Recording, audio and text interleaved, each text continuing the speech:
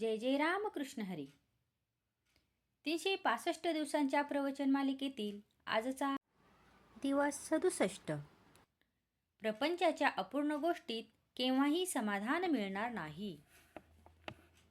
सर्व अनुभवांमध्ये आत्मप्रचिती हीच खरी. दुसऱ्याने पुष्कळ अनुभव सांगितले, परंतु स्वतःला येईल तो अनुभव हाच खरा महत्त्वाचा.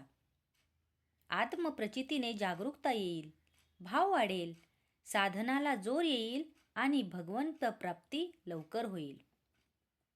संतांनी पुष्कळ गोष्टी आजवर आपल्याला सांगितल्या, परंतु त्यांना देव जसा हवासा तसा आपल्याला वाटतो का? प्रपंच करीत असताना भगवंताची आपल्याला आवश्यकता वाटते का?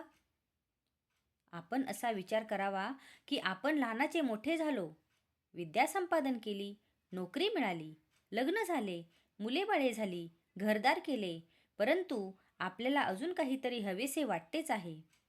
हे आपले हवे पण केव्हा संपणार? आपण नोकरी करतो, कोणी वकिली, डॉक्टर की नोकरी करणारा. मालकाला आपल्याशिवाय दुसरा कोणी नोकर मिळणार नाही म्हणून काही नोकरी करीत नाहीत, किंवा अशिलाला कोणी दुसरा वकील मिळणार नाही म्हणून वकील वकिली करीत नाही.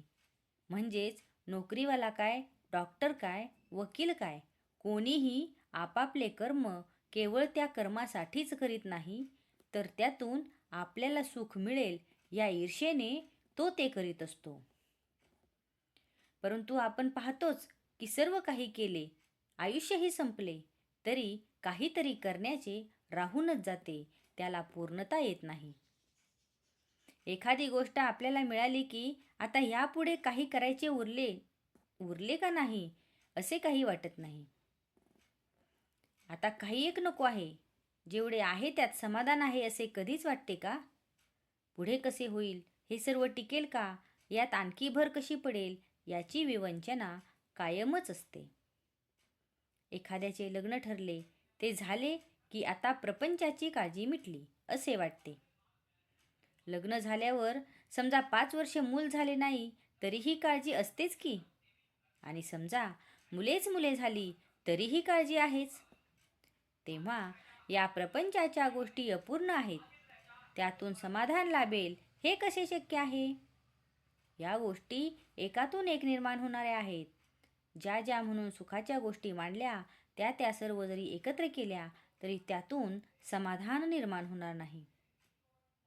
ज्या गोष्टी अपूर्णच आहेत त्यातून पूर्ण स्वरूप असलेले समाधान कसे लाभेल?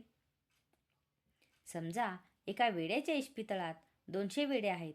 जर कुणी म्हणाले की आता आणखी 100 वेडे झाले की एक शहाणा त्यातून निर्माण होईल, हे कधी शक्य आहे का? मनुष्याला कितीही असले म्हणजे पुरे होईल हे ठरलेले नाही. आहे त्या परिस्थितीमध्ये आपण समाधान मानले की जे आहे ते देखील पुरेसे होते. आजचा हा भाग तुम्हाला कसा वाटला हे कमेंट करून नक्की सांगा. कमेंटमध्ये लिहा जय जय रामकृष्ण हरी. आणि अशाच अधिक माहितीसाठी ब्रह्मांड नायक चॅनलला सबस्क्राईब करा. जय जय रामकृष्ण हरी.